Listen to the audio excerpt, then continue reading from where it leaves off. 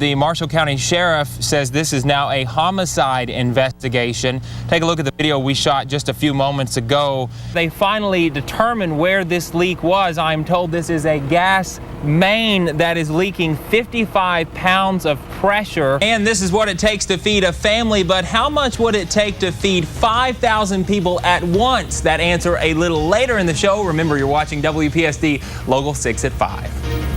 They will go into this first apartment here where they believe the fire started when no one was home and try to rummage through what's left behind. This is the safest spot to have a fire because it's contained, it's surrounded by rocks, it's safe. But for those campers who like to rough it a little bit and want to build a fire out in the woods, they need to make sure that fire is put out. This is a very big tree, as you can see. Pretty strong tree, but no match for the storm that came through this area just a couple hours ago. Get this, Salvation Army gave away 120 turkeys today. That's 120 families who wouldn't have had a Thanksgiving meal, but they will now, thanks to the generosity of the Local 6 community. You guys have been great. You have really stepped up to the plate, just like we knew you would. Let me show you the fruits of your labor right here. The people who would normally be about to fall asleep here in this complex are scattered, going to bed in different places after a very long and difficult day.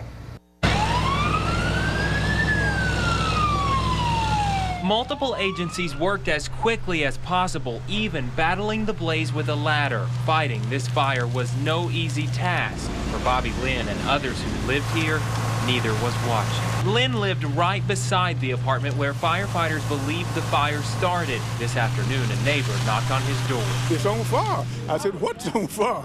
You know, because I knew where I was at that moment wasn't no fire problem.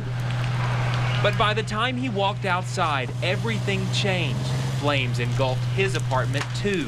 The same thing happened to Hope Brown.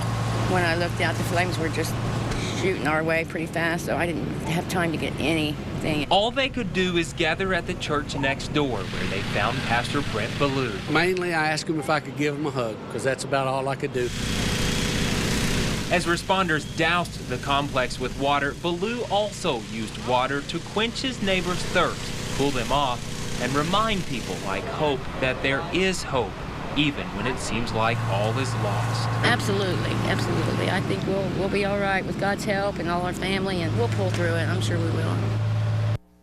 That's the Highland Cumberland Presbyterian Church, by the way. That congregation met tonight for a midweek Bible study. The pastor said they set a special time aside to have a special prayer for their neighbors in need.